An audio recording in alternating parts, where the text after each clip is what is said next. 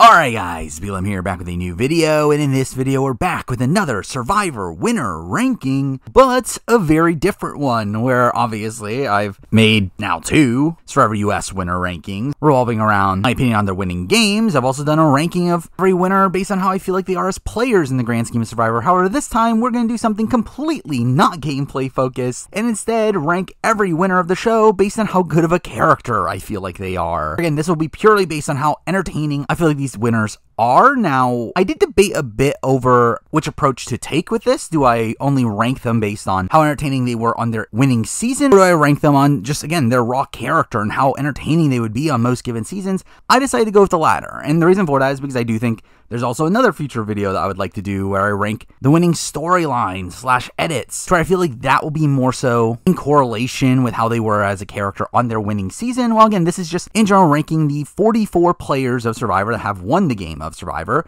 but ranking them how good I feel like they are as characters on the show. So with that, again, let's jump right into it. We got 44 players to rank here, so let's start off at 44. The winner, who I think is the worst character in the history of the show, ends up being someone I have highly ranked in my winner ranking, which is not that uncommon for some of these lower ranked winners, as obviously the more impressive your winning game is and how dominant of a game you end up playing is usually correlated to how boring of a show it is. And at 44, we're going to be starting it all off with Tommy Sheehan from Survivor IOI.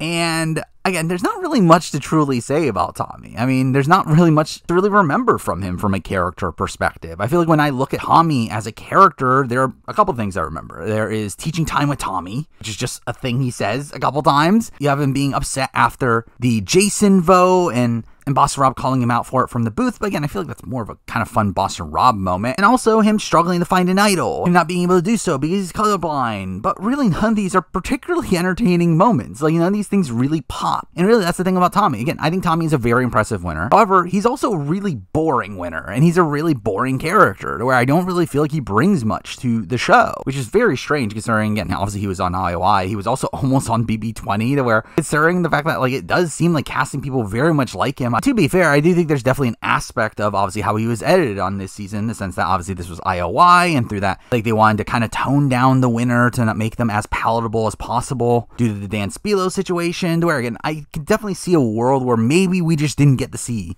the most of Tommy here, but in reality, we also saw him on the challenge, and he wasn't that great there either. So, again, I don't think Tommy's that great of a character. He's at the bottom here, number 44. And number 43, another winner that is not particularly interesting, and that person is Kim Spradlin from One World. And obviously, again, Kim Spradlin is, me, the best winner of all time. I think she plays the best winning game in the history of the show. I think she is one of the most impressive players in the history of the show, but she is not good TV. So, again, we've obviously now seen her on 2 seasons, and I don't really feel like she brings much to the table from an entertainment standpoint on either of those seasons. Like, really, when thinking of, again, the character moments of Kim Spradlin, the only thing that really popped to my mind is her in the auction and her being from the shower and coming off more playful there, where outside of that, she doesn't really bring much to the table. She's kind of this more game body figure on the show with not much character to her, especially on One World in particular. And while she does have a bit more ups and downs on Winners at War, I still feel like even there, she doesn't bring much to the table entertainment-wise. So again, considering we have 2 seasons worth of material from her, both deep runs, again, obviously a win, and the other ones where she makes it all the way to the final 8, and the fact that, again, I can't even think of a single character moment really from her, again, is definitely an issue, where, again, she's a great player. I think she's also a really interesting player to watch, but again, it's all gameplay focused. I feel like there's nothing making her entertaining from a pure character front, and because of that, for me, she's here number 43. And number 42, still a winner that never really popped on the show for me, and that person is Vecepia from Marquesas. And again, Vecepia is a player that I think over time has been largely glorified, largely through obviously her cultural significance and the fact that she is the first ever black winner, first ever POC winner. And again, that is obviously something to give her a lot of credit for. But again, when we're looking at this purely from a character perspective, how entertaining she was on the show, I just thought she was boring. And again, this is a thing that, like, again, Jeff Probst notoriously did not like Vecepia and talked about before Winners at War, that he could not see a winner's season happening because there are some winners that are not interesting enough to bring back. And through that, I think he was specifically talking about Vecepia. So again, I think Jeff Stripp doesn't think Vecepia is good TV. And this is a notion that, again, I think a lot of people online, when he said that, were upset at the fact that he said that were like, he's wrong, Vecepia is good TV. And again, Stripp, I don't think she is. I think she's boring. I don't feel like she really brings much to the table. And when actually thinking about character modes from Vecepia, I could not think of really anything. So again, like, Vecepia's entire mantra on the show is how she doesn't want to cause conflict. She is essentially actively trying to be boring. And while, again, it can be effective gameplay, it's not entertaining on the show. Where, again, I think Sean obviously pops a lot more of a character, and to be fair, probably hogs up a lot more of the screen time for the duo. Like, she does have some interesting gameplay moments towards the end of the game, obviously flipping on Kathy, but even then, she doesn't own it. Where, again, I think it could have been fun if she really owned her villainy in that moment of betraying Kathy, but no, she instead tries to portray herself as this good, holier-than-thou person. And again, she was just simply overshadowed by so many other characters on her season, where I really do not feel like she brought much entertainment to the show. I did not find her particularly interesting. She's here number 42. Number 41, we have someone that is one of these people that, again, we just simply did not see much of, which is a shame, because I think there is a world where this person is a good character, yet I don't feel like we've been able to see any of that. And at 41, I do have Erica from Survivor 41. And again, the tough thing here is just that, again, we barely saw her on the show, where she was pretty invisible for the first half of the season. She does start to get more content in the back half of the season, but it does feel like a lot of that content is based around her backstory, and then we get to see her kind of dictating the game in the back portion of it. But again, through that, I feel like we don't have much character from her. Or while I do think there probably is a good character in Erica, to where, again, I could see a world where she comes back and, again, is very snippy in confessionals and becomes this more likable presence, I feel like we just didn't really get to see much of that on the show. But really, the only, like, one character moment I could think of is her getting into a fight with Deshawn, but again, that was instigated by Deshawn. So outside that, again, she was just a largely palatable presence on the season. And again, while she does have her winning storyline that, again, I do find kind of interesting, again, that's not what I'm assessing here. We're assessing just them as a raw character and how entertaining they were on the show. Where, simply put, again, I don't feel like Erica was that entertaining. Now, again, it was close between her and Vecepia. The reason I did go Erica over Vecepia is because I do see more potential in Erica as a character than Vecepia, where, again, Vecepia's entire game philosophy essentially was to be as boring as possible. Well, again, I think Erica can at least potentially bring more entertainment. So that's why Erica's here number 41. Number 40, another winner that's not that big of a character. Really, actually, the smallest edit of any winner in history of the show. Yeah, they're this high, and that person is Natalie White. And again, I think Natalie White is someone that you would probably assume would be at the very bottom of the list. Obviously, again, she had the quietest edit of any winner on the show. She is someone that was near purpled on the season, where obviously Russell just gets so much of the screen time, where she gets simply overshadowed. However, I think Natalie at least has a couple fun moments. Most notable, which is that she kills a rat. I mean,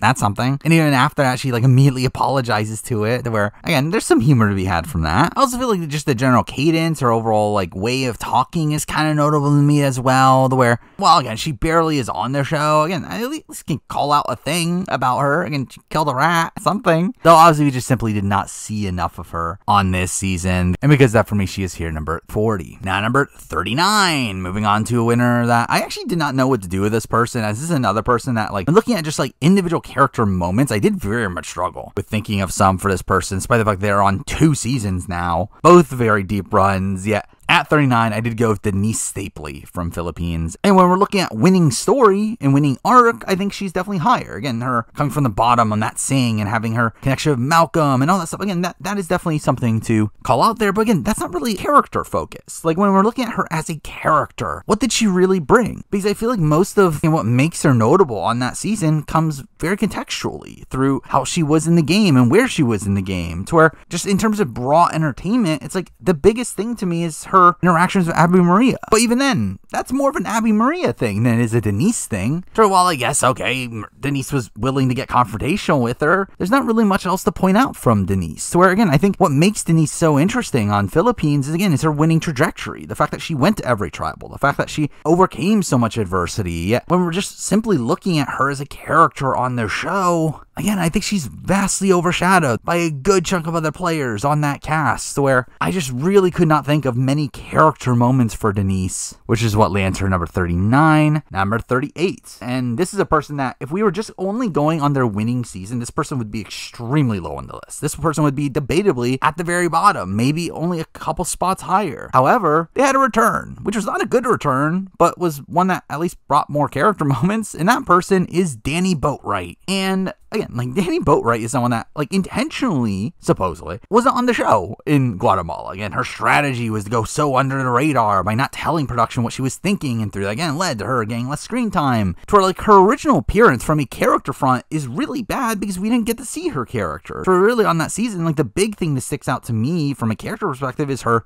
throwing her birthday party and getting the other tribe to go to their camp, which is actually pretty insane that that's the thing that happened. But outside that, again, I don't know if there's much really from a character front from Danny. However, I do think on Winners at War, got a bit more. Again, was it great? Not really, but again, it was something. Again, her having this kind of meltdown on her way out and her really scrambling to turn the vote onto Parvati, which, I mean, to be fair, supposedly the edit did her a bit of a disservice there, where Parvati had actually flipped on her first, and it wasn't her really just like blowing up her game in the way that the show portrayed it. But still, I mean, like, it's still like a fun little moment there. It's a fun little downfall for her to where, again, it's something. It's not much. That's why she's still this low on the list. Again, I felt like it was a fun exit from her there, and again, she at least has a little moment in Guatemala. It's where it's enough to put her here at number 38. Now, number 37, moving on to really a string of winners here that are all not particularly great characters, though all have like a little thing that makes them somewhat notable. And here at number 37, we're starting it off with Bob Crowley.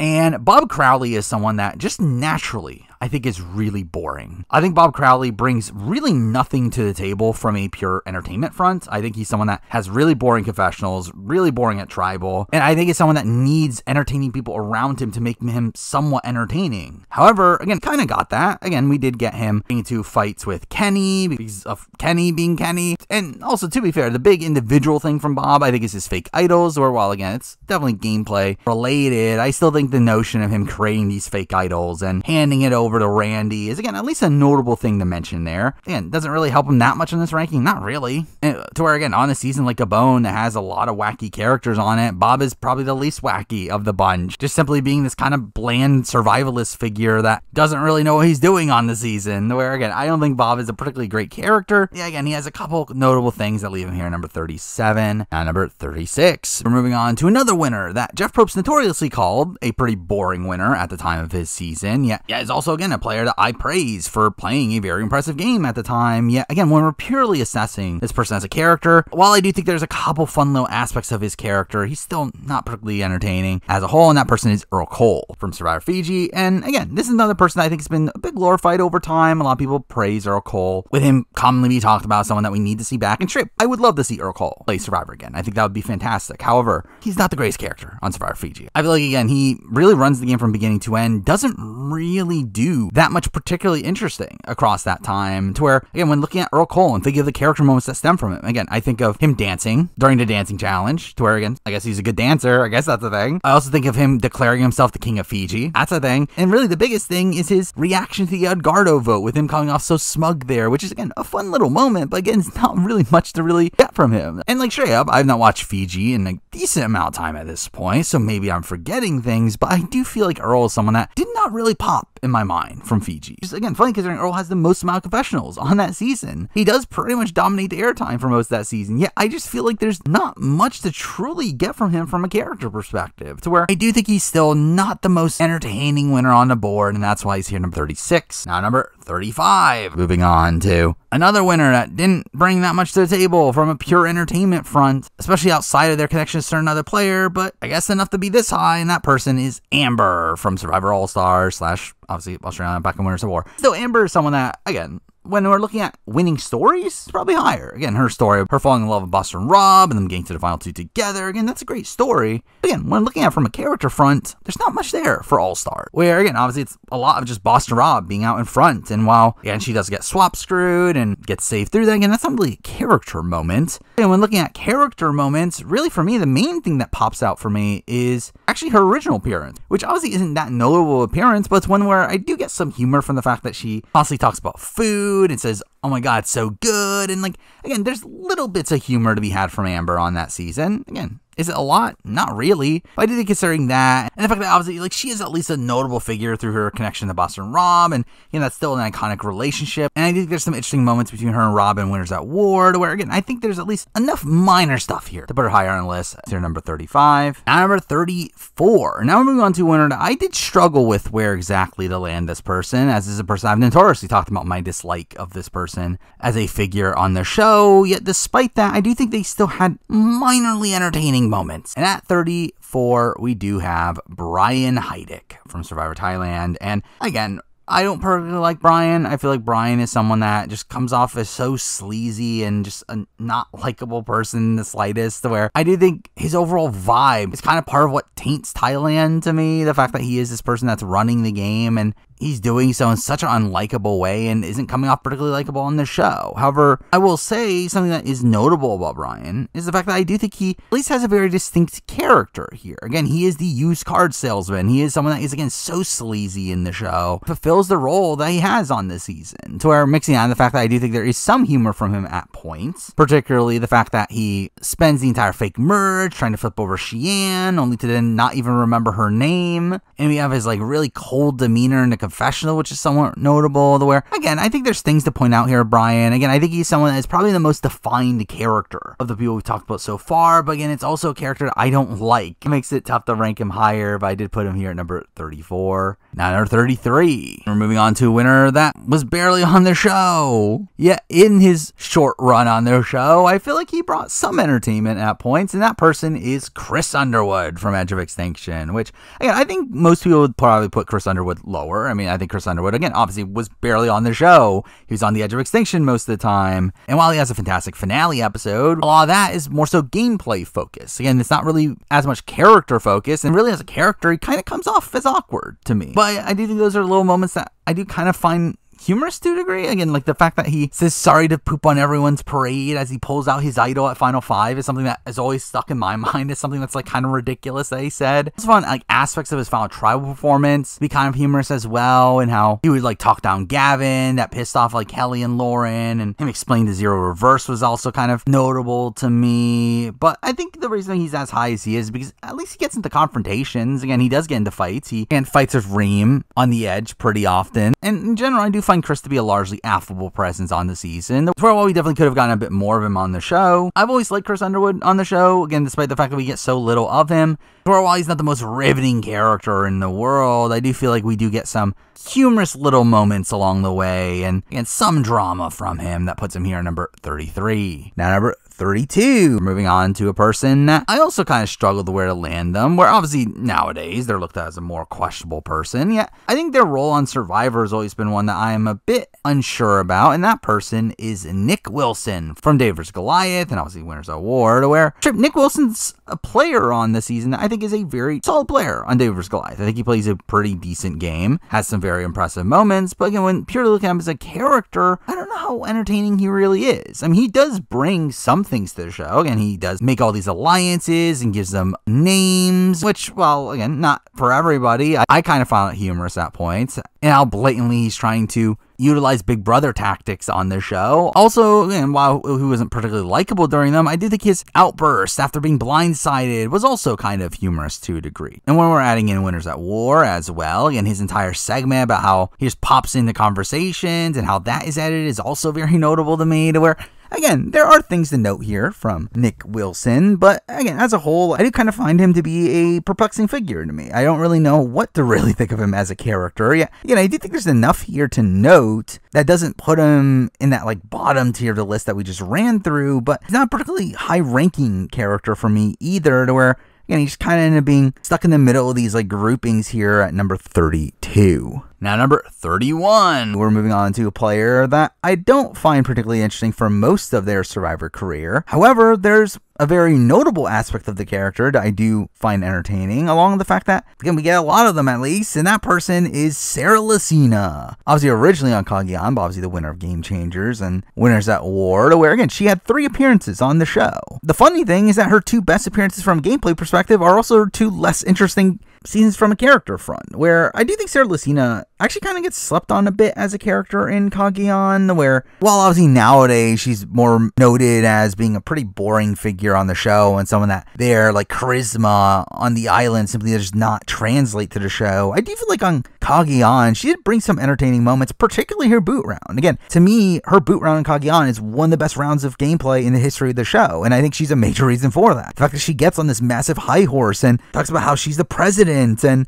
proceeds to be blindsided is all like a really humorous downfall for her. And again, that's just an incredible character moment there. Also, her being part of Cops R Us and being tricked by Tony is also kind of notable as well. But again, I think that is largely reliant on Tony. Again, we'll talk about Tony later, but again, I think Sarah on her own is not particularly entertaining. Again, we saw her on Game Changers, where again, she plays a very impressive game, but again, is not the most entertaining presence in the world. Mind you, again, supposedly they subdued her edit a bit, where she could have been portrayed in a more villainous light, and she probably would have been more entertaining if that were the case. Yeah, she obviously wasn't, which might be a consequence of the context around the season, but still, like, I don't feel like she brought much entertainment on Game Changers, despite the fact that she won that season, especially from things outside of a gameplay front. And we're looking at Winners at War, I mean, there are some notable segments there. I mean, obviously she tries to get Jeff to call her Lucina, and that's kind of funny to me. We have her yelling at Tony after the Sophie vote, which I found funny as well. We also have her fashion show, which was also very bizarre, where, again, there are things to point out here with Sarah. Yeah, I do think on most given seasons, Sarah is just not that entertaining. And to be fair, we saw her on the challenge, and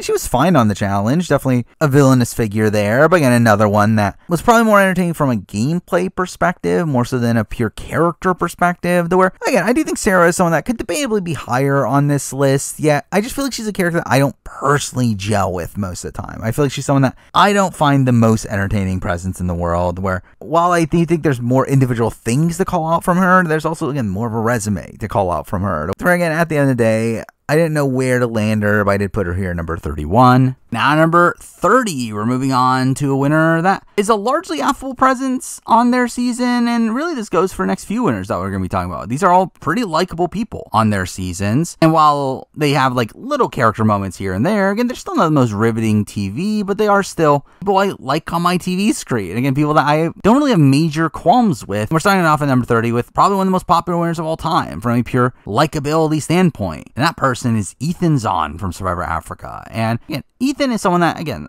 for the most part, is just kind of fine from a TV perspective. Again, like, I don't think he's particularly boring, but I don't think he's necessarily the most entertaining presence either. Again, he's simply just a largely affable presence. He's a likable guy, doesn't do anything wrong, but again, doesn't really do anything to really pop on screen either. So when looking at character moments from him, I mean, obviously we have his moment at the village, playing with the kids, which again is a nice touching moment, but again, another thing that's like, again, kind of just relating back to the fact that he's just a nice guy. He does have a really interesting underdog run on All Stars, but again, more so related to him as a player than a character. And on Winners at War, again, he has this great story of him overcoming cancer, and obviously his moment of excelling in the log carrying challenge is something that, again, is super notable, but I don't know how much of a character moment it necessarily is. So again, it's a struggle to put Ethan on this list. Again, I think he should be this high simply because, again, he's a largely affable presence. I do really like Ethan. And again, when talking about the winners that we talked about before this, again, the likes of Earl Cole, the likes of Tommy and Kim, these also, again, very affable figures on the show, but people that don't bring entertainment to the show. I feel like Ethan is, like, again, a step above them in the sense that, again, I think he elicits more emotions than the likes of Tommy, Kim, and Earl, who, again, are all surely passable figures there, while Ethan is someone that you actively like. And I feel like because that, Ethan lands here number 30. Now, number 29, moving on to a winner that is kind of in the Ethan mold, yet not as likable as Ethan, yet probably has a little bit more character to her than Ethan. And at number 29, we do have Tina Wesson. And again, Tina's like in a similar ballpark, obviously early on winner, someone that was at least more likable than the likes of Richard Hatch at the time that he won, where, man,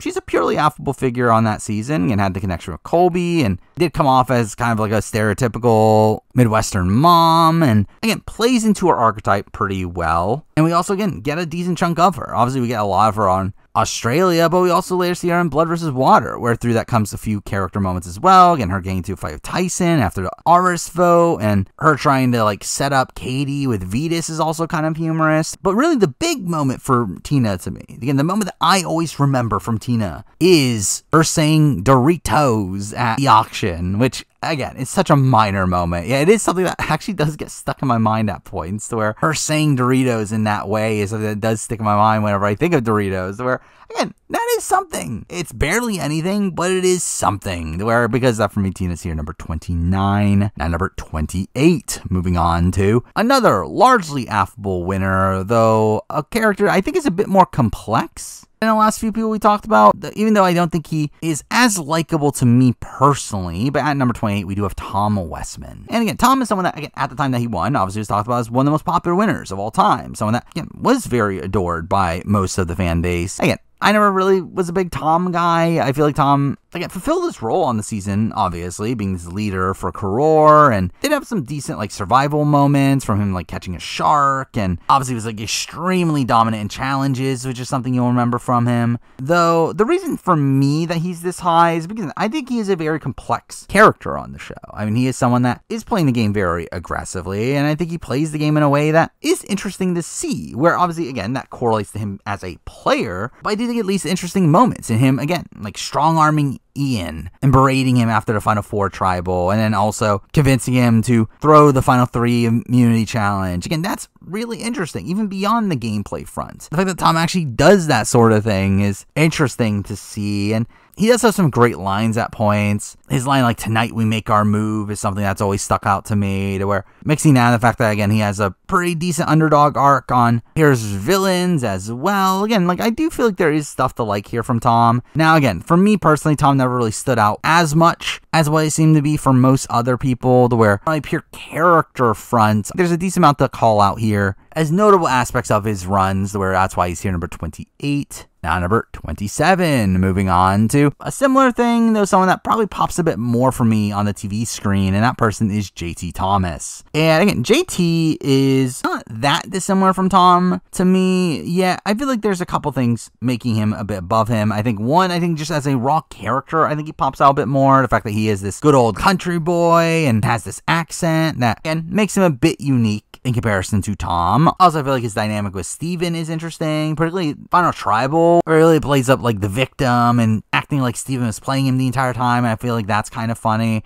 Just the entire notion of like him trying to manage the jury with like Coach is also a kind of notable aspect of his run. But I mean, if we're only going by that one season, again, he's not that high on the list. The reason he is this high on the list is because his later appearances. Again, the fact that we get Here's His Villains, where he tries to play the complete opposite and tries to be a more villainous role, and also humorously obviously writes the letter to Russell, which is also this really insane moment there. And when we get his run on Game Changers, where he's really the cause of all this chaos at the Malcolm Tribal, where he's reaching out to Brad Culpepper, and obviously the way he goes out in that season's also like a really glorious downfall as well, where he has this like bickering of Michaela, where again, I think there's a lot to like there from JT as a character. I do think for other people, again, there's people that pop a bit more for me, and JT still is a very notable character in Survivor history, putting him here at number 27. Now number 26. Moving on to a character I always really liked. Again, to me, this is one of the more likable figures in Survivor history. Someone that is definitely excelled on here by just my general liking of this person. Yeah, I do think they have a couple fun moments as well and have an interesting way of talking. And that person is Yul Kwon from Survivor Cook Islands, which again, I've always really liked Yul. I think Yul is a very different figure in Survivor history, where again, in a point where Asian representation was almost non-existent on Survivor, to have someone like Yul who comes in and breaks a lot of Asian stereotypes and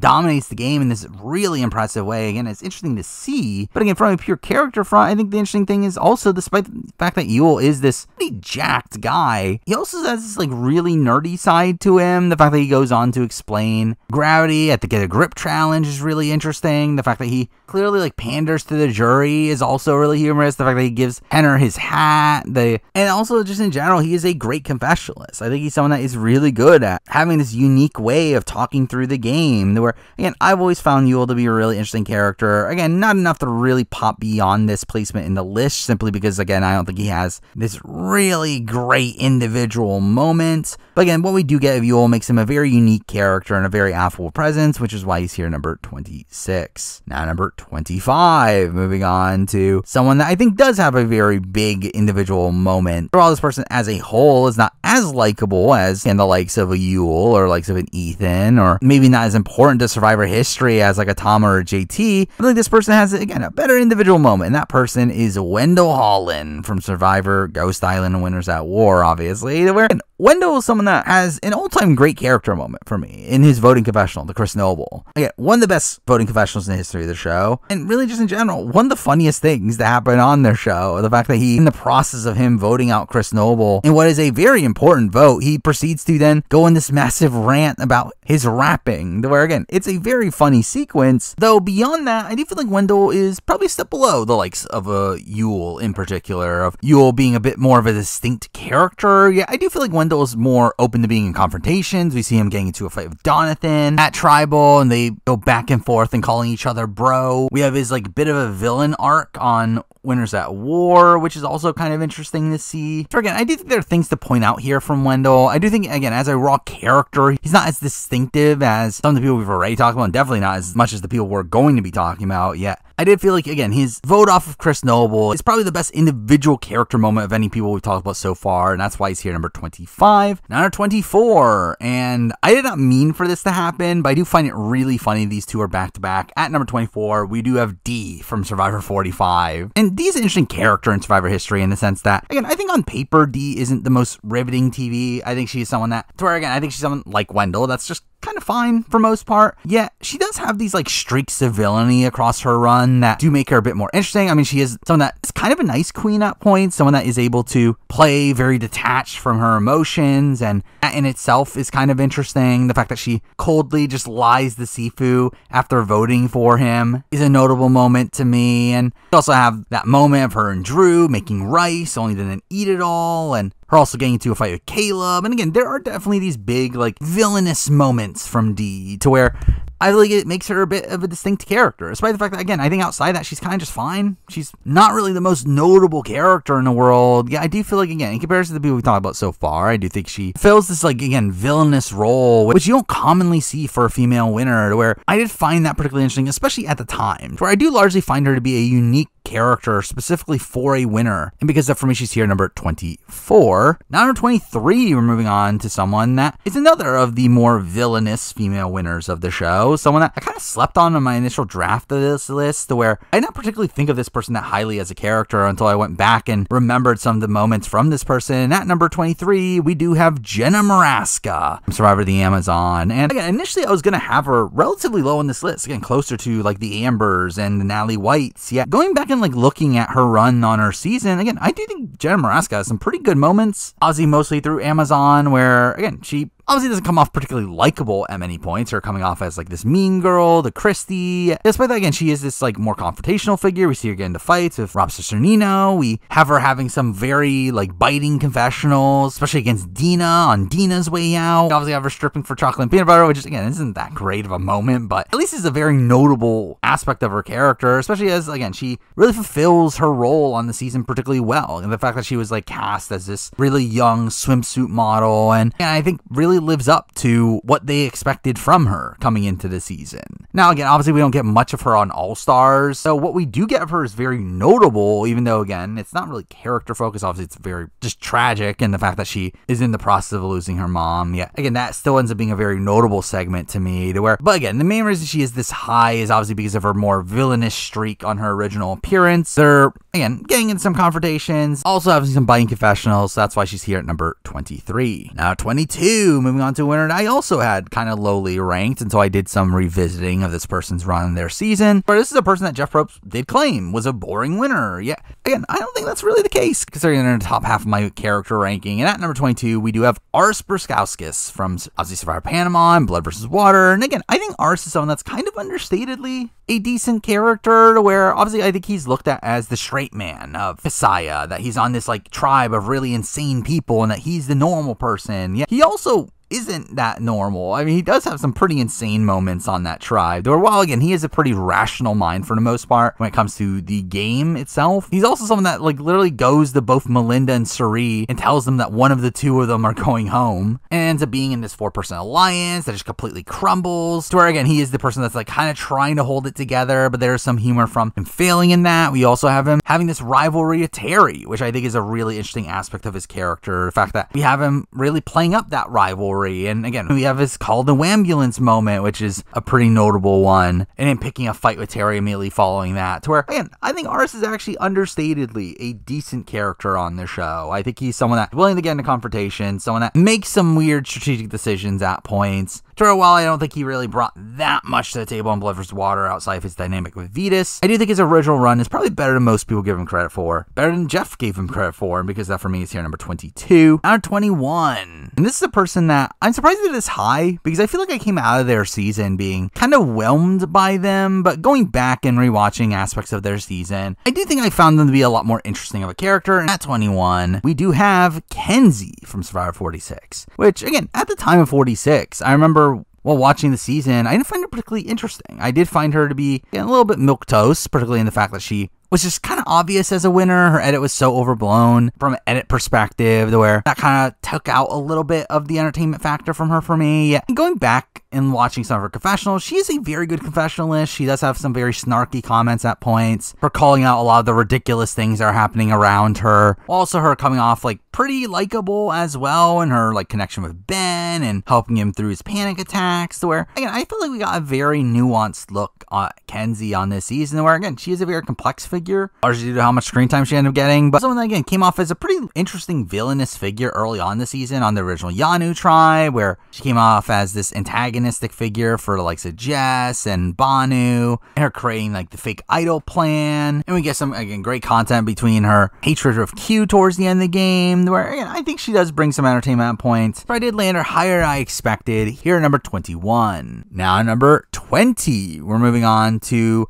a person that might be a bit of a controversial pick, having this low. I mean, obviously, this is one of the biggest icons of Survivor, and I think through that, you would assume that this person would be very high on the character ranking. However, despite this person, again, having some really great runs in Survivor, I never found them the most interesting character in the history of the show. And at number 20, I do have Parvati Shallow. And again, I think this will definitely get me some flack, having her this low, as again, Parvati obviously is known as this all-time great player, this person who can charm anybody, and this is like Black Widow, and I mean, I guess she is, but I don't know how much of that really blends into character for me, where, I mean, there are some notable moments from her, again, her getting into the hot tub with Ozzy and Yul is something that obviously the show really promoted a lot at the time, but again, I always found the overall notion of her being this like seductress in the game to be, that was always overblown, and I think she's also someone that's always kind of overshadowed by other people around her. I mean, I think even in Micronesia, her winning season, while she does play a very impressive game, I feel like edit-wise, she's at least overshadowed by the likes of Cirie. On Here's the Villain, she's overshadowed by the likes of Russell, to where I feel like she never really got her proper time to shine as a character on the show, as this like narrator for the show. To where, I mean, I mentioned this in my Traitors review on Traitors Season 2, that, again, I thought that was Parvati's best individual season as a character. To where, again, all the glances she would give, the confrontations she would get in, like, to me, the Traitors Parvati is a much better character than what we ever got on Survivor from Parvati. So while she is obviously this very distinct player, and obviously one that is commonly talked about as one of the best of all time, someone that again is a massive legend of the show, clearly a Mount Rushmore figure for the show, I don't know how much of that comes from how much of a character she is, where I think a lot of it's more so based around her as a player and her overall gameplay style, where again, I've always struggled with where to land her as a character, where again, I don't think there's really much to note from a character perspective, to where again, she does have some funny little moments here and there. I mean, obviously her laughing at JT's letter does have some decent confessionals at points, but again, so do really everyone else on the list at this point. Really, I do think we're at the point where like everyone from this point on is actually a really good character. So it's not like I'm leaving her behind when we're at the more mundane characters of the show. Again, we are at the point where all these people from this point on are really entertaining figures. I just feel like Parvati, again, sticks out the least from a pure character front, which is why she's here at number 20. Now, number 19. 17, we're moving on to a similar winner. One that, again, also massive legacy. One of the biggest names in the history of Survivor. Yet also one that I don't know how much of that is from a character front. And that person is Jeremy Collins from Survivor. San Juan del Sur, Cambodia, Winners at War. And again, he is another person that, again, has some individual great moments here and there. I do think, again, his debate over what is a work week with Tony and Winners at War has always been really funny to me. Trying to get Keith's attention in the finale of Cambodia has always been a funny moment. However, I actually feel like for me, Jeremy was the best character he was in San Juan del Sur. Again, before he was even a winner of the show, where in that season, him being this figure, I was talking about how dumb the rest of the players were, and like picking a fight Keith Nail over how bad of the game Keith Nail was, and trying to do the surround and drown strategy, and pulling over Alec. Again, all those things are noble aspects of Jeremy's character for me. Really, as a whole, again, Jeremy's another one that, again, purely affable guy, really legendary figure of the show. Don't know how much of it is from a character perspective. I think a lot of it's just, again, because he's a very good player. One of my personal favorite players of all time, yet I think when we're looking at purely from a character perspective, I do feel like there are other people that probably pop a bit more as a TV presence than Jeremy, even though he is also very good, obviously. But again, I did end up putting him here at number 19. Now, number 18, and we're moving on to a player that is obviously directly connected to Jeremy. One that I very much contemplating where exactly I land this person, but I do have Natalie Anderson. And again, I very much debate putting Natalie higher, as again, I think there's a lot to like from Natalie. And straight up, if this was Amazing Race Natalie, I think Natalie maybe would be higher on the list. But again, we're purely assessing this off of Natalie on Survivor.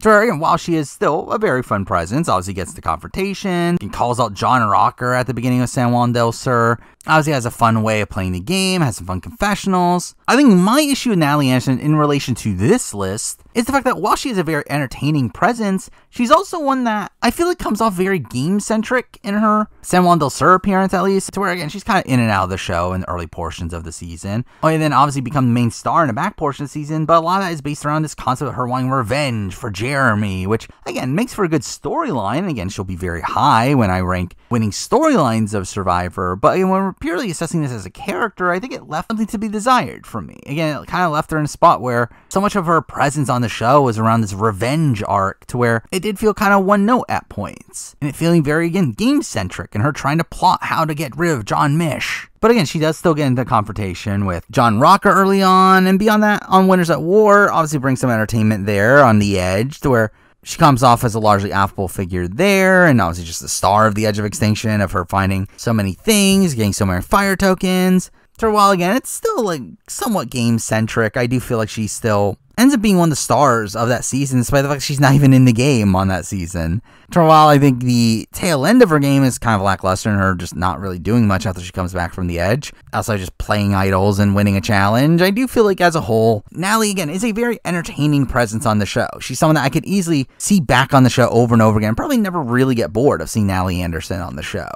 So that's why she's really this high, because I think in reality, when you really think about it, she's very much lacking in terms of character moments, despite how good of a character she clearly is. And we saw her be such a great character on The Amazing Race, and we know how much entertainment she can really bring. Yet I feel like when it comes to Survivor, I feel like she largely, again, still brings entertainment, but it's largely from a gameplay front instead of a character front. So again, because I did struggle for her to land her on the list, but I ended up landing her here at number 18. Now number 17, moving on to another player connected to Jeremy and Natalie, and also Parvati, to where, I mean, it's kind of weird actually that all these people all played together on the same starting tribe as Winners at War, but either way, I do have Michelle Fitzgerald from obviously Kaoh Rong and Winners at War, and Michelle is someone that I think is a fun character on the show. I think she's someone that is, well, she's someone that I think her reputation really solidified after Winners at War. She's actually mostly here because of her appearance on Kaoh Rong, where I actually feel like, understatedly, she has some really entertaining moments on Kaoh Rong. I feel like her reactions to Nick Majorano are probably my favorite character moments from Michelle. Her saying, "Bro, I know," and "I don't need to be carried, bro," are probably two of her most notable lines for me. We also have her obviously kicking the puzzle, which is a notable moment for her, and we have her being just this all-around scrappy underdog figure really on both of her seasons. And in general, again, she comes off as a very likable presence, someone that I don't really have anything like truly negative to say about her from a character perspective, but I just don't think she really reaches the highs of the players we're about to be talking about. For a while, again, I do think she has some, again, great confessionals at points, particularly in relation to Nick Majorano, and in general, again, is someone that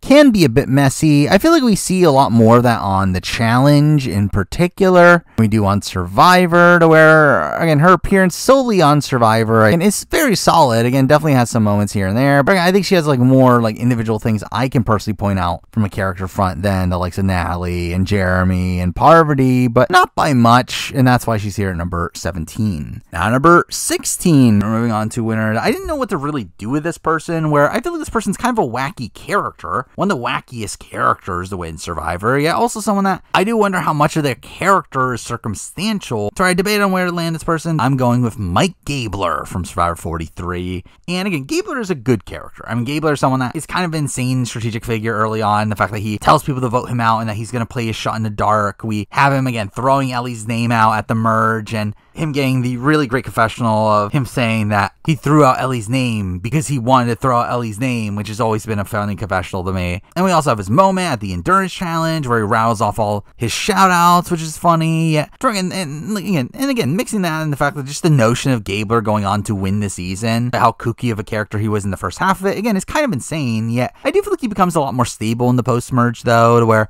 I don't feel like he becomes as entertaining in the back half of the season as he was in the first half, to where, again, he has probably some of the most insane individual moments from a winner in the first half of his season, yet just doesn't anymore in the back half. Again, it kind of makes him a bit conflicted on this list for me, where I debated putting him higher. Yeah, I don't feel like he's someone that pops as much as these other one-time winners that we're going to be talking about down the road. So because I struggle putting Gabler much higher on this list, even though I do think he is a notable character and one that does have some great moments, which is enough to put him here at number 16. Now, number 15, and we have a winner that is definitely going to be up there in terms of best individual winning storylines.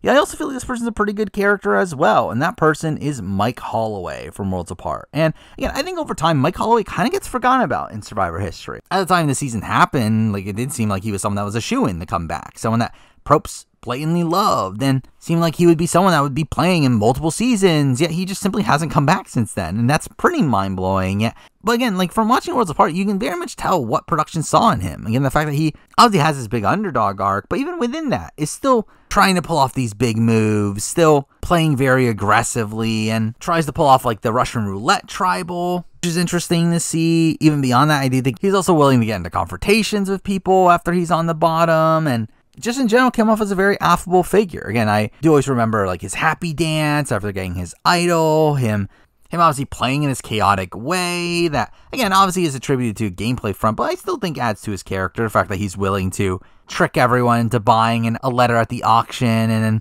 go back on it, even though he does go through with it anyway. I think that's like an interesting moment there, obviously. The fact that he throws Carolyn into fire making with Rodney just because he thought it'd be entertaining is also really humorous to me. And also a funny quirk to me is that he has this like voice that constantly changes across the season, which is a funny little quirk of his character. Where, again, I personally like Mike Holloway on the show. I always found him to be an entertaining presence, where really right here we're kind of going to blow through a lot of the better one-time characters in the show, and I do think Mike is up there for me personally. So again, because of that, for me, he's here number 15. And number 14, and we're moving on to probably one of the wackier characters to ever win Survivor, definitely up there, and character that you never expected to win Survivor, and that person is Fabio from Survivor Nicaragua. And again, Fabio is obviously this like chill surfer guy that doesn't stream out as a Survivor winner coming into the season, yet the fact that he goes on to win is, again, a humorous aspect of his run in the season. But beyond that, again, he perfectly fits into this, like, again, surfer guy sort of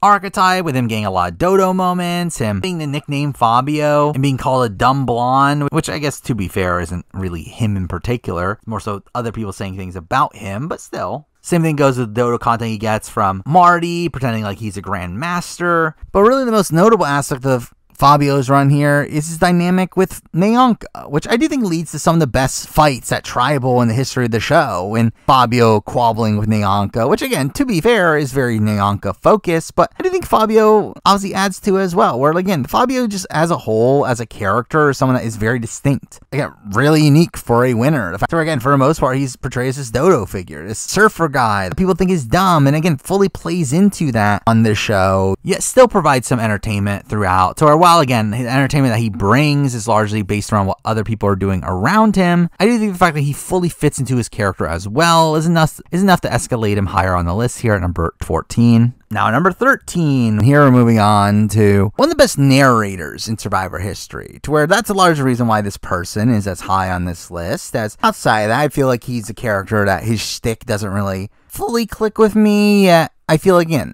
purely as a confessionalist, one of the best confessionalists in the history of the show, and that person is John Cochran. Obviously from South Pacific and the winner of Karamoan, where, again, Cochran is a player that I think over time, obviously, there's been this dislike of Cochran, where people found him a bit too hammy and him just kind of playing into what Jeff wants from him, and Jeff's love of him kind of annoyed people, where, again, I think Cochran gets kind of a bad rap as time goes on. Yeah, again, I think Cochran is still a really great confessionalist. I think he really knows how to talk in confessionals and explain the situation, adding in his own style of humor to it, and in general, again, I do feel like Cochran really stands out amongst Survivor history. And again, I think when you're looking at the grouping of winners of Survivor, I think Cochran very much stands out from a character perspective, to where while I do think he kind of lacks in having these individual moments that aren't gameplay focused, I do think he, again, is just a naturally charismatic figure in the confessional, to where, again, when looking at from a character front, again, I think it's mostly things happening to him, and again, people getting upset at him for flipping at the merge and berating him, which is a notable moment, but again, not really sprung on by anything he did from a character front, at least. I guess his rant over him being upset that he's in consideration to be the first boot of South Pacific is kind of funny. But really, again, I don't think there's a great individual moment necessarily from Cochran that really stands out as an all-time great character moment. Yeah, I do think he has an all-time great character arc, though, again, we'll talk about that in a future video. But for now, I do feel like he, again, was a entertaining enough presence on the show to be here number 13. At number 12, another entertaining presence, another great confessionalist, another great narrator for the show, and that person is Sophie Clark, obviously from South Pacific and Winners at War. And again, Sophie is someone that I think also is a great confessionalist, someone that knows how to articulate her game, explain it in confessional, explaining what's going on in the game. But beyond that, I think she also probably has better individual moments. Again, I think in South Pacific in particular, obviously her telling Albert to drop his stack is all a really notable moment for me. Her also having no reaction to Jack and Jill is also really funny to me. And again, her also calling out people's BS, both at Tribal and in confessionals, is also really humorous to me, to where, again, I think Sophie brings a lot to the show, to where, while I do think she comes out of South Pacific kind of with a negative reputation, but at the time, a lot of people talking about how Coach deserved to win, I do feel like Sophie also gets a kind of respectable edit, though obviously a bit under-edited still, but I think there's enough there to make Sophie a pretty likable presence, especially from a character front, and that's why she's here number 12. Now, number 11, we're moving on to one of the better confessionalists in the history of the show, someone that gives these very biting confessionals, someone that plays the game in this very cutthroat way, which I do think very much ties into him as a character, and that person is Todd Herzog from Survivor China. And Todd is really high because, again, he's another one of these very distinct characters on the show, someone that plays his very cutthroat game and has this very visceral way of describing his game in confessional. The fact that he is very game body this early on in the show's history is something that does kind of make him a bit notable to me. Again, in a spot where that was kind of not the norm by the time of Survivor China, and to see him have this more game-centric edit is something that is kind of interesting to see at this point, especially considering, again, he's fully portrayed as a villain on the show. He is given this more negative tinge to his edit, with him kind of just playing into what I would want from him as a character, or mixing out the fact that we obviously have a good individual moment and him shutting up John Robert at Final Tribal, which is all really funny. Again, Todd's always come off as very likable to me. I've always liked his winning trajectory on the season, where he's a great villain for the show, one that perfectly fits into his role and has some really great confessionals. So, again, really entertaining presence here, and that's why he's here number 11. Now, number 10, continuing on to another one-time winner here. Probably one of the biggest individual characters in the history of the show. Someone that I think when you think of who's one of the most wacky winner characters, this is probably one of the first people that comes to mind, and that person is Marianne Oketch from Survivor 42. And again, Marianne is an insane character. I mean, Marianne is someone that feels like a larger-than-life presence, someone that has so many wacky moments across her season. The fact that we see her talk about her crush on Zach Wurtenberger right away, in episode 2. The fact that we constantly see her saying her beware phrase, only for no one to respond to it, leads to some humor on the show. We also see her into tips with Jonathan, and her going on spiels about Mario Kart. And in general, Marianne is a really fun character with a lot of wacky moments early on. I will say the reason she's not higher on this list is because I do think her edit gets a bit subdued in the post-merge. I do think her edit becomes a lot less over the top, and she starts to become more strategic presence, to where I think from a pure character standpoint, there simply just isn't as much to mention in the post-merge. Or again, I think it makes her run a bit up and down for me, to where, again, her first half of the season is just incredible character moment after character moment, yet I do think the back half of her season is not as strong, but still some really elite moments from her. That leaves her here at number 10. Now, number 9, we're moving on to someone that I've talked about in a previous video being one of my favorite one-time characters, being a character that, again, probably lacks in terms of like individual moments, yet really excels as just being this very charismatic figure on the show, and that person is Jam Jam from Survivor 44, who again I talked about this in the past. I think I could listen to Jam Jam talk for days and just constantly be entertained by it. I think he's someone that is so naturally entertaining on the show, with him having a very unique way of speaking and also a funny way of describing things, to where the fact that we get introduced to him with him talking about how he wants to poop in the ocean is still like a very insane opening confessional from him. And when we follow that up with him having some very snippy confessionals, him having this rivalry with Josh, which is really interesting, and again, him just coming off as a very humorous figure, it really just leads to him being someone that brings pretty much everything I would want from a Survivor character. So again, he's willing to get into confrontations, he has some witty confessionals, and it's just all around funny. And because that, again, for a one-time player, I feel like Jam Jam's nearly as high as he could be at number 9 here. Now, number 8, moving on to a character that I'm sure some people will probably be upset the fact that this person's so high, where it's not a particularly popular person in the superfan community, especially at this point. Yeah, this person was a great character, particularly in their second appearance, and that person is Ben Driebergen. Where, again, like Ben is someone that gets a lot of flack. Obviously, he wins the game in a very wonky way, and then comes back for Winners at War, where he essentially quits at the end. However, I think Ben is actually a really great character in Winners at War, and while this isn't necessarily for this video, I do think his character art in Winners at War is actually a particularly great one. Yet, again, in relation to this video, I do love a lot of the Dodo content that Ben gets on that season. The fact that he is this pretty confrontational figure, the likes of an Adam, the likes of a Jeremy, the fact that he gets into these rivalries and has these conflicts, I think is like really interesting there. Also, one of my favorite moments, possibly in all of Survivor, is the moment that he finds his idol in Winners at War. The fact that he finds it right in front of Tony and then tries to hide it from Tony, despite Tony clearly seeing it in that moment, has always been like a super funny moment to me as well. In general, just Ben gets a lot of Dodo content over the course of Winners at War that I think makes him a really great character. Where, I mean, to be fair, his HHH run is solid. I mean, he's still like an interesting character, but a lot of that does come from gameplay things. The fact that he does find these idols and plays them all in a row. But really, I mean, like coming out of HHH, I think he would probably be around where Jeremy is. I do think the reason he excels above Jeremy for me is because of the Dodo-ness of his second appearance, and the fact that it's this like radical departure from who he's portrayed his first time, to where, again, I've always personally liked Ben and in his run, at least from a character front on Winners at War, to where I'm sure there's going to be people that are upset that he's so high. I do still have to have him here at number 8. And now at number 7, moving on to a character that I really loved on his last appearance on the show, where despite it not being his winning appearance on the show, I do think it's someone that really brought a lot to the table, and someone that is very high here for this not being this like really massive legend of the game. And at number 7, I do have Adam Klein from Millennials Gen X and Winners at War. Obviously, really, he's extremely high here, mainly because of his Winners at War appearance. And straight up, a lot of his placement on this list is because of his Winners at War appearance. I think his Winners at War appearance is really great from a character front. I mean, obviously, we have his big moment of him with the podium, but even beyond that, I mean, we have him talking about Rob and Amber's marriage, and him having this like rivalry with Ben, and with him also, like, again, playing too aggressively and getting himself in trouble. All that's really fun.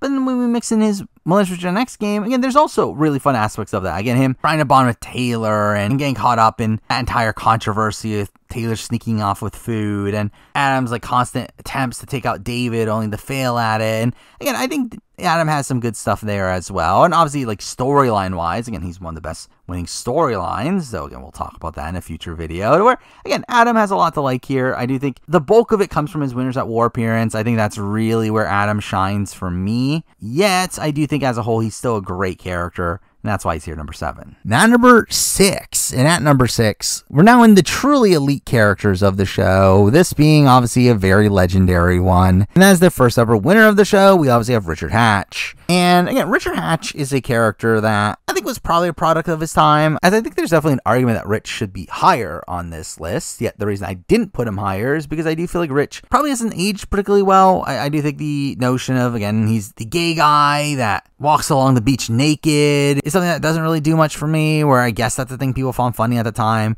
Again, I don't personally find it entertaining, even though it is something that's very distinct about his character, and that is the thing. I think Rich really plays into his character very well, knows how to ham it up very well in All-Stars in particular, and even though, again, it leads to the icky moment with Sue still, which is not great, but I do think there is some humor to be had from Rich, particularly in how much he hams up his character. But the reason I do have him as high as I do is because I do think he's also like a very shrewd player, one that is able to explain that in the confessional. I think he has this very braggadocious way of talking in the confessional that does make him a very entertaining figure. But I think it makes a lot of sense why he is someone that constantly gets picked for other shows and became this big icon for Survivor at the time, where again, he is a very notable character. I mean, someone that perfectly played into this villain mold that they would have wanted at the time and knew how to ham up his character. Where, again, while not much of a stick really works for me nowadays, I still feel like he ends up being a very entertaining presence on the show, which is why he's here number 6. Now, number 5. And at number 5, we might have a bit of a surprise. We're top 4, these massive legends of the game. Pretty universally looked at as 4 of the best characters in the history of the show. At number 5, though, we have a bit of a dark horse pick here. We have Chris Doherty from Survivor Vanuatu.